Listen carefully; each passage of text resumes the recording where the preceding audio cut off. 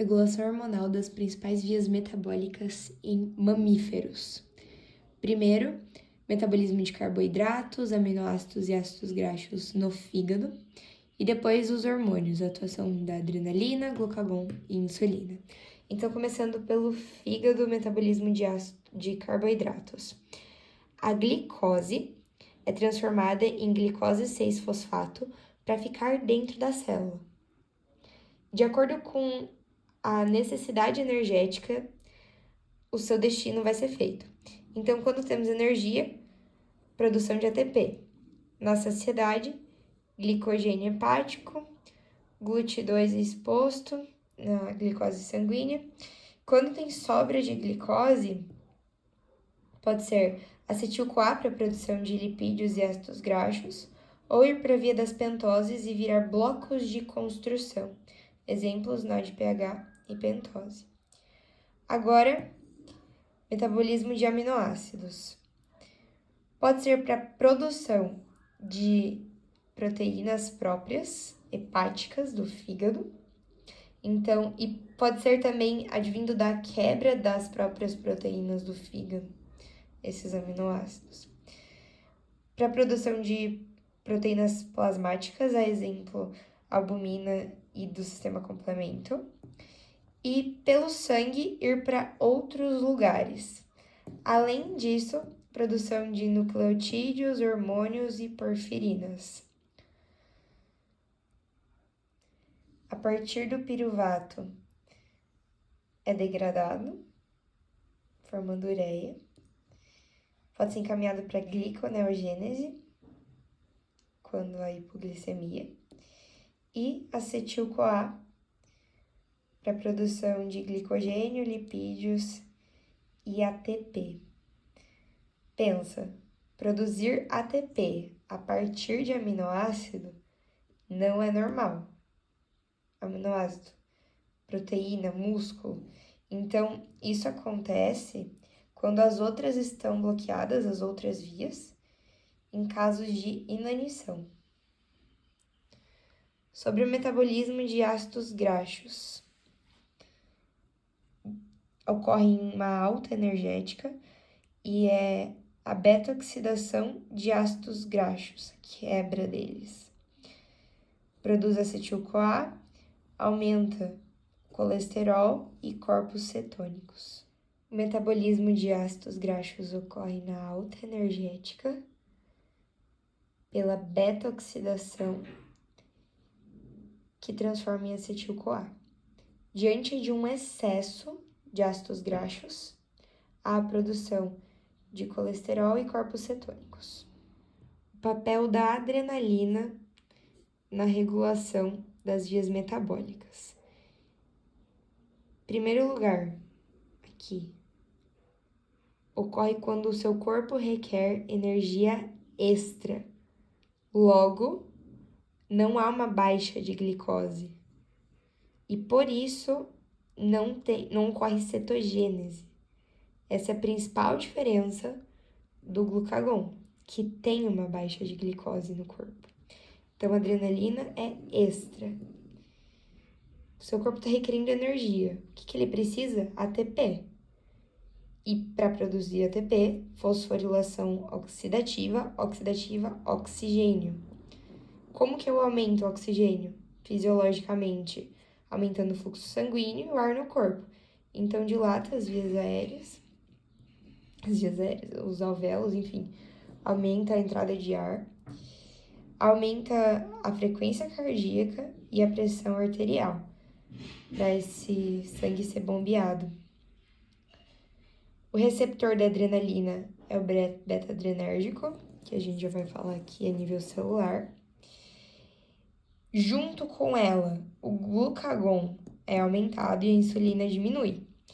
Eles têm uma atuação muito parecida, sendo que até a pK aqui, que eu descrevi aqui, o glucagon também age, então é bastante parecido. A insulina não. Então, eu quero glicose para produzir ATP, quebro ácidos graxos em tecido adiposo e o glicogênio, a sua degradação é aumentada, tanto no fígado quanto no músculo, e diminui a síntese de glicogênio. Eu não quero glicogênio. Então, eu degrado ele, eu quebro ele, eu termino com ele e também não deixo ele ser sintetizado. Isso aqui, a nível celular, é descrito aqui. Então, o receptor beta-adrenérgico, a serpenteante, 7 hélice transmembrana, GDP ligado aqui, a alfa, beta e gama, a proteína trimérica G. Quando é fosforilado, a alfa se desprende, se liga na adenilato ciclase para a produção de AMP cíclico. O AMP cíclico ativa a fosforilase sinase A, PKA, que vai agir inibindo a PP1,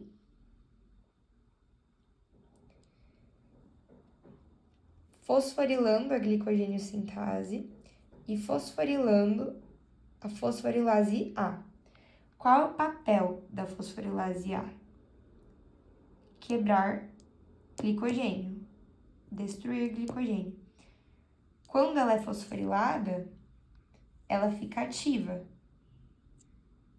Então, eu tô cumprindo com o papel que eu quero, disse a adrenalina. Glicogênio sintase produz glicogênio. Quando está fosforilado, está na sua forma inativa. E é justamente o que eu quero. Eu não quero produzir glicogênio, então eu quero desativar ela. Fosforilada está desativada. A PP1, o seu papel é desfazer a PKA. Desfazer o que a PKA faz. Nos seus alvos, ela desfosforila. Então, são antagonistas. Mas a PKA, antes da PP1 fazer isso, ela bloqueia a PP1. E como acontece? A PP1 tem duas subunidades, uma regulatória e a PP1 propriamente dita. A PKA vai soltar a PP1 da regulatória e, ficando livre, ela permite que a PP1 se ligue a outra enzima inibitória. Por quê? A PKA também aumenta a afinidade dessa inibitória, fosforilando ela, e ela fica muito afim à PP1. Então, ela tanto solta quanto torna o inibidor afim. Quando eles se ligam, a PP1 passa a ser inibida. Então, não deixa ela atrapalhar com o trabalho da PKA. Fim na adrenalina. Glucagon. Diante da baixa de glicose, o seu papel é inibir a glicólise, quebra de glicose, estimular a gliconeogênese, produzir ATP, que pode levar à cetogênese, transformar o glicogênio em glicose. Contudo, isso acontece apenas no fígado, porque é só nele que tem a enzima que faz a glicose 6-fosfato retornar, voltar a ser glicose e conseguir sair da célula. Nos músculos, essa enzima não existe, então ela fica presa na célula. Só no fígado faz essa conversão. O receptor de glucagon passa por esse processo aqui já conhecido e ativa a PKA, que aqui, além desse papel igual da adrenalina, que é só voltar o vídeo e rever,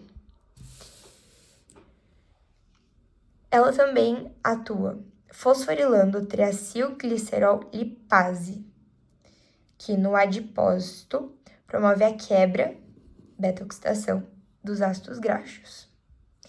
Diminui a atuação da piruvato-sinase, diminuindo a glicólise. E agora aqui, ó, ela inibe a PFK2. Na verdade, PFK2 é um sítio catalítico da sinase, da parte sinase. Então, calma. Nós temos uma enzima que é formada por dois sítios catalíticos. Um sítio catalítico fosfatase e um sítio catalítico sinase. Essa enzima aqui, sem nome, ela produz frutose 2,6-bifosfato. E por que isso aqui é importante? Vamos para glicólise, aquela cadeia de reações. A frutose 6-fosfato é transformada em frutose 1,6-bifosfato pela fosfofrutossinase. Isso acontece quando você tem a glicólise. O oposto disso acontece na gliconeogênese, a partir da frutose 1,6-bifosfato, em que a frutose 1,6-bifosfato... Agora sim. Em que a frutose 1,6-bifosfatase. Tinha faltado o final. Essa enzima converte a frutose 1,6-bifosfato em frutose 6-fosfato. Isso ocorre na gliconeogênese. Certo. A frutose 2,6-bifosfato é um modulador alostérico positivo da glicólise. Então, quando eu tenho frutose 2,6-bifosfato, eu promovo essa transformação. Eu promovo a ação da fosfofrutossinase, promovo a glicólise. Quando eu não tenho frutose 2,6-bifosfato, nessa baixa dela, a gliconeogênese ocorre e é promovida, certo? Então, essa enzima que produz frutose 2,6-bifosfato, quando a parte dela, sinase, está sendo estimulada, ela é produzida. Quando a parte fosfatase está sendo estimulada, a sinase está inibida e ela não está sendo produzida. Por isso que eu escrevi fosfatase aqui e sinase aqui. Isso aqui corresponde a essa enzima. Ou uma ou outra. Ambas não vão estar sendo expressas, ativas, vamos dizer assim. Quando eu bloqueio a sinase, eu bloqueio a produção de frutose 2,6-bifosfato, que seria um modulador alostérico da glicose positivo. Bloqueio. Então, eu promovo a gliconeogênese. Voltando. Glucagon bloqueia a glicólise. Quando inibe o domínio PF, o sítio catalítico PFK2 da sinase, que para a produção de frutose 2,6-bifosfato, modulador positivo da glicólise. Eu paro isso aqui. Então, além de abaixar os níveis da frutose 2,6-bifosfato, a PK tem outra ação, que é aumentar os níveis de frutose 6-fosfato, óbvio, por causa do glicogênio, da gliconeogênese. Esse aumento da frutose 6-fosfato promove mais ainda a gliconeogênese, porque ele é um modulador alostérico negativo da fosfofrutossinase. Aumentei esse aqui, negativo, reduzo a atuação da glicólise, reduzo. Tô fazendo uma seta imaginária aqui de redução. Então, aqui é uma via dupla. Diferentemente do glucagon e da adrenalina, a insulina é um hormônio produzido na alta energética. Quando você tem bastante glicose, você quer distribuir, você quer armazenar a partir do GLUT2 no fígado, GLUT4 expresso na membrana das células musculares, dos adipócitos. E você quer quebrar essa glicose. Tem bastante, armazena, distribui, quebra, usa, enfim. A gente já vai aqui ver a glicólise, mas vamos começar pela autoenergética, ok? Como ocorre essa atuação no glicogênio? Uma enzima que não é pKa, ela vai atuar desfosforilando a glicogênio sintase e a fosforilase sinase. Desfosforila, retira fosfato. Quando você retira fosfato da glicogênio sintase, ela fica ativada. Quando você retira fosfato da fosforilase sinase, ela fica inativada. É o oposto do que ocorre aqui. Aqui você fosforila. Aqui você desfosforila. Certo? Um pouco da atuação da insulina quando se liga no receptor. Isso aqui é visto na aula de transdução, receptor de insulina, mas a gente revisa. P13K, ativa PIP2, quebra PIP3 e diacilglicerol, PIP3.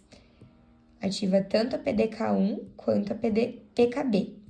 A PDK1 também ativa a PKB, então o foco aqui é a PKB, que tem uma dupla ação, tanto em expor o GLUT4, quanto em fosforilar a GSK3, tornando-a inativa. Ela tem uma ação semelhante a pKa, só que você não quer, você já nem tem pKa aqui, né? Mas tem a GSK3, só que você não quer a ação da pKa, você quer a ação da PKB. Então, ela já inativa quem vai atrapalhar a sua função. Glicólise agora. Voltando aqui, glicólise. Produção de acetil-CoA. No músculo, gera energia. No fígado, quebra de ácidos graxos. Então, através da enzima lipase lipoproteica, que é aumentada, e aí distribui esse triacilglicerol para os tecidos, e aumento também da outra enzima acetil-CoA carboxilase. De que modo? A AMPK fosforila a acetil-CoA carboxilase, inativando-a. Então, como você não quer, a insulina vai inibir a AMPK. Quando inibe, eu não desativo, eu não inativo. Então, ela fica ativada. Já o glucagon e a adrenalina, não através da AMPK, mas através da pKa, eles fosforilam a carboxilase, deixando ela inativa. Então, aqui, mais uma vez, está explícito o oposto papel da insulina e glucagon e adrenalina.